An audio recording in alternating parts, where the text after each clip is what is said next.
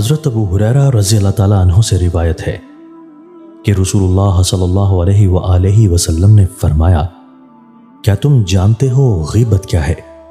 صحابہ کرام رضی اللہ تعالیٰ عنہ نے عرض کیا، اللہ اور اس کے رسول بہتر جانتے ہیں۔ آپ صلی اللہ علیہ وآلہ وسلم نے فرمایا، تیرا اپنے بھائی کو ان الفاظ سے یاد کرنا جسے وہ ناپسند کرتا ہو۔ عرض کیا گیا، آپ مجھے بتائیں کہ جو بات میں کر رہا ہوں وہ میرے بھائی میں موجود ہو تو پھر؟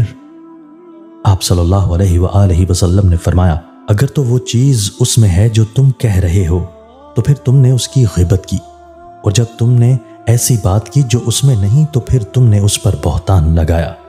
ایک دوسری روایت میں ہے، جب تم نے اپنے بھائی کے متعلق ایسی بات کی جو اس میں ہے تو تم نے اس کی غیبت کی، اور جب تم نے ایسی بات کی جو اس میں نہیں ہے تو پھر تم نے اس پر بہتان بازی کی۔ حضرت عبداللہ بن مسعود رضی اللہ تعالیٰ عنہ بیان کرتے ہیں، رسول اللہ صلی اللہ علیہ وآلہ وسلم نے فرمایا، سچائی کو اختیار کرو، کیونکہ سچائی نیکی کی طرف رہنمائی کرتی ہے اور نیکی جنت کی طرف رہنمائی کرتی ہے۔ آدمی سچ بولتا رہتا ہے اور سچائی کا متلاشی رہتا ہے، حتیٰ کہ وہ اللہ کے ہاں صدیق بہت سچا لکھ دیا جاتا ہے۔ اور تم جھوٹ سے بچو، کیونکہ جھوٹ گناہوں کی طرف رہنمائی کرتا ہے اور گناہ جہنم کی طرف رہنمائی کرتے ہیں۔ آدمی جھوٹ بولتا رہتا ہے اور جھوٹ کا طلبگار رہتا ہے، حتیٰ کہ وہ اللہ کے ہاں جھوٹا لکھ دیا جاتا ہے۔ اور مسلم کی روایت میں ہے، فرمایا،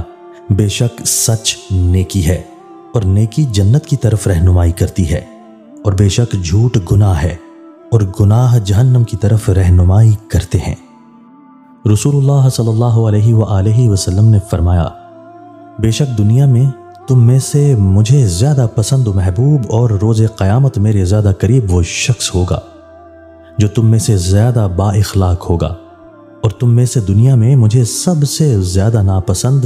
اور روز قیامت مجھ سے سب سے زیادہ دور وہ شخص ہوگا جو تم میں سے بد اخلاق، بہت باتیں کرنے والا،